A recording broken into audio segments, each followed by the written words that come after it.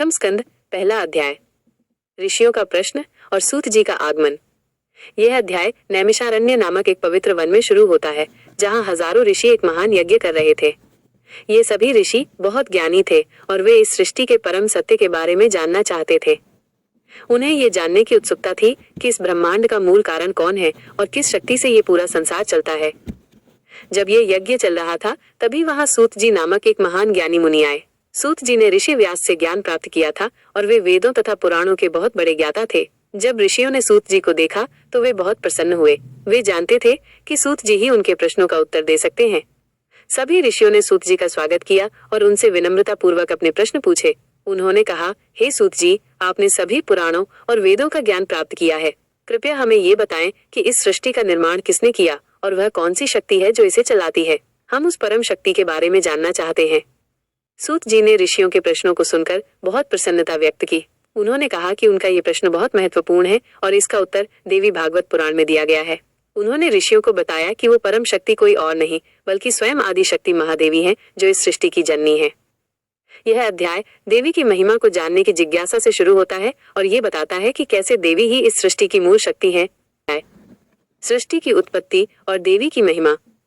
सूत जी ने ऋषियों से कहा कि जिस तरह आप इस संसार के रहस्य को जानना चाहते हैं, उसी तरह पहले ब्रह्मा, विष्णु और महेश ने भी इस रहस्य को जानना चाहा था। उन्होंने कहा कि सृष्टि के आरंभ में जब केवल जल ही जल था, तब विष्णु शेषनाग की शैया पर विश्राम कर रहे थे। उनकी नाभि से एक कमल प्रकट हुआ जिस पर ब्रह्मा बैठे थे। ब्रह्मा ने जब चारों ओर देखा तो उन्हें कोई नहीं मिला। उन्होंने ये जानने के लिए कि वे कौन हैं और कहाँ से आए हैं, कमल की नाल के सहारे नीचे उतरना शुरू किया। वे हजारों वर्षों तक नीचे उतरते रहे, लेकिन उन्हें कुछ नहीं मिला। निराश होकर वे वापस कमल पर आ गए। तभी उन्हें एक दिव्य वाणी सुनाई दी, तप करो। ब्रह्मा ने सैकड़ों वर्षों तक तपस्या की। उनकी तपस्या से एक महान देवी प्रकट हुई जो अत्यंत तेजस्वी और सुंदर थी। देवी ने ब्रह्मा को सृष्टि की रचना करने का आदेश दिया और उन्हें अपनी शक्ति प्रदान की। देवी का विराट स्वरूप और उनका ज्ञान। जब ब्रह्मा ने देवी के विराट और अद्भुत स्वरूप को देखा तो वे आश्चर्यचकित रह गए। देवी ने ब्रह्मा को अपनी महिमा का ज्ञान दिया। उन्होंने कहा, मैं ही इस सृष्टि की मूल शक्ति हूँ। मैं ही सृजन, पालन और संहार करती हूँ। तुम, विष्णु और शिव मेरे ही तीन रूप हो। देवी ने ब्रह्मा को ये भी बताया कि वे रजोगुण सृजन का गुण से सृष्टि की रचना करेंगे, विष्णु सत्वगुण पालन का गुण से सृष्टि का पालन करेंगे और शिव तमोगुण संहार का गुण से सृष्टि का संहार करेंगे। यह अध्याय देवी की सर्वोच्चता और उनके विभिन्न रूपों का वर्णन करता है। विष्णु का अहंकार और देवी का उपदेश। जब ब्रह्मा ने सृष्टि की रचना शुरू की तो विष्णु ने अपने सत्वगुण से सृष्टि का पालन करना शुरू किया। वे हर प्राणी की रक्षा करने लगे। समय के साथ विष्णु को अपने इस काम पर गर्व होने लगा। उन्हें लगा कि वे ही इस सृष्टि के एकमात्र पालन करता हैं।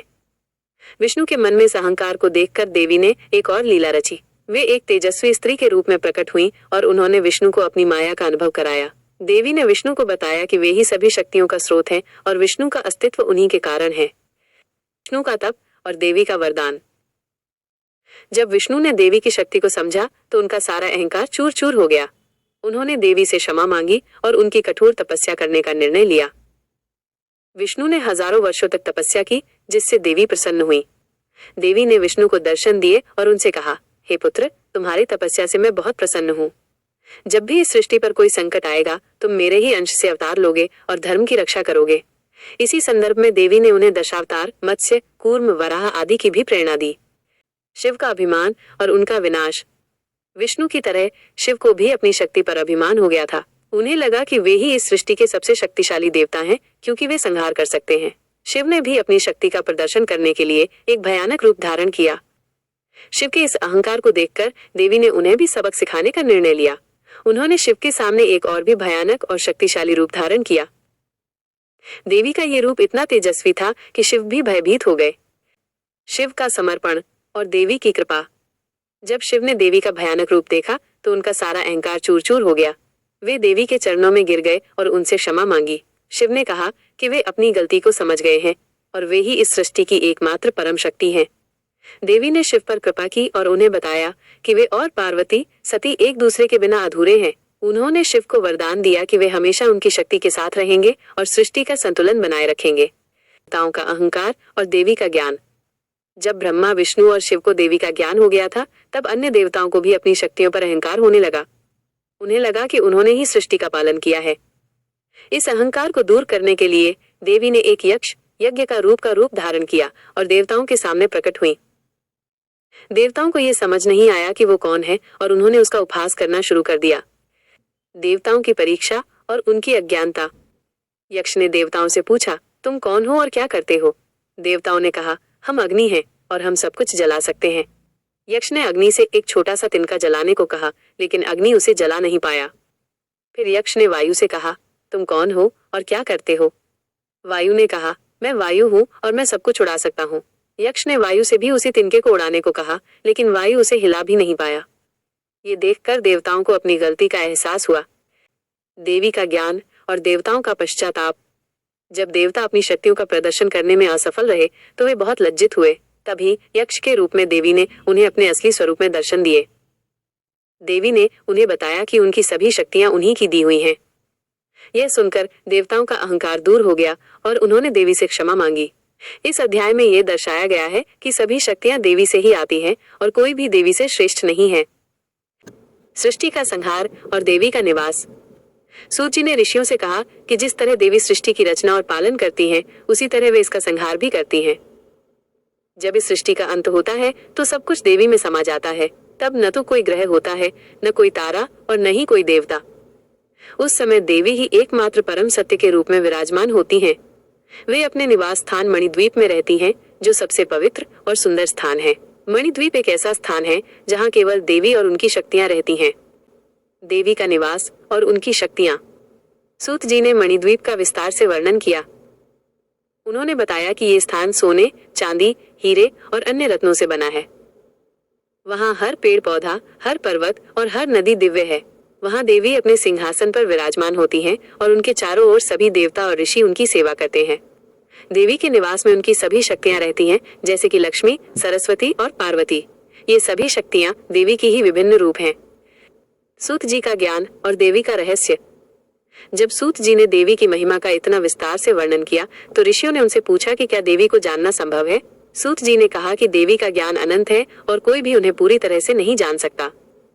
सूत जी ने कहा कि जो व्यक्ति सच्चे मन से देवी की भक्ति करता है, उसे देवी की कृपा प्राप्त होती है और वह ज्ञान के मार्ग पर चलता है। उन्होंने कहा कि देवी ही एकमात्र परम सत्य है और उन्हें जानना ही जीवन का अंतिम लक्ष्य है। देवी का स्वरूप और उनकी पूजा। सूत जी ने ऋषियों को देवी के विभिन्न रूपों के बारे में बताया। उन्होंने कहा कि देवी हर रूप में हमारे बीच मौजूद हैं। वे ही प्रकृति हैं, वे ही ज्ञान हैं और वे ही प्रेम हैं। सूत जी ने देवी की पूजा करने के तरीकों के बारे में भी बताया। उन्होंने कहा कि देवी की पूजा करने का सबसे अच्छा तरीका ये है कि हम उनके हर रूप का सम्मान करें और उन्हें सच्चे मन से याद करें। देवी की महिमा और अन्य पुराणों का महत्व। इस अध्याय में सूत जी ने अन्य पुराणों का भी जिक्र किया। उन्होंने कहा कि सभी पुराण देवी की महिमा का ही वर्णन करते हैं, चाहे वो शिव पुराण हो या विष्णु पुराण, सभी देवी की ही शक्ति की बात करते हैं। सूत जी ने कहा कि देवी भागवत पुराण सबसे महत्वपूर्ण है क्योंकि ये सीधे देवी की महिमा का वर्णन करता है। सृष्टि के 3 गुण और देवी का प्रभाव। सूत जी ने ऋषियों को सृष्टि के 3 गुणों, रजोगुण, सत्वगुण, तमोगुण के बारे में बताया। उन्होंने कहा कि ये तीनों गुण देवी की ही शक्तियां हैं। उन्होंने कहा कि जब सृष्टि की रचना होती है तो रजोगुण काम करता है, जब सृष्टि का पालन होता है तो सत्वगुण काम करता है और जब सृष्टि का संहार होता है तो तमोगुण काम करता है। ये तीनों गुण देवी के ही नियंत्रण में हैं। प्रकृति और पुरुष का मिलन। सूत जी ने ऋषियों को प्रकृति, देवी और पुरुष, शिव के बारे में बताया। उन्होंने कहा कि ये दोनों इस सृष्टि के मूल कारण हैं। प्रकृति के बिना पुरुष अधूरा है और पुरुष के बिना प्रकृति अधूरी है। यह अध्याय बताता है कि कैसे देवी और शिव का मिलन इस सृष्टि के अस्तित्व के लिए बहुत महत्वपूर्ण है। देवी का महत्व और उनके अवतार। सूत जी ने ऋषियों को देवी के विभिन्न अवतारों के बारे में बताया। उन्होंने कहा कि जब भी इस सृष्टि पर संकट आता है तो देवी विभिन्न रूपों में प्रकट होती हैं। उन्होंने उन्हें काली, दुर्गा और महिषासुरमर्दिनी जैसे अवतारों के बारे में बताया। धर्म का महत्व और देवी का आशीर्वाद। सूत जी ने ऋषियों को धर्म का महत्व बताया। उन्होंने कहा कि जो व्यक्ति धर्म के मार्ग पर चलता है उसे देवी का आशीर्वाद प्राप्त होता है। उन्होंने कहा कि देवी ही इस सृष्टि की एकमात्र रक्षक है। का महत्व और देवी की कृपा। इस अध्याय में सूत जी ने यज्ञ के महत्व का वर्णन किया।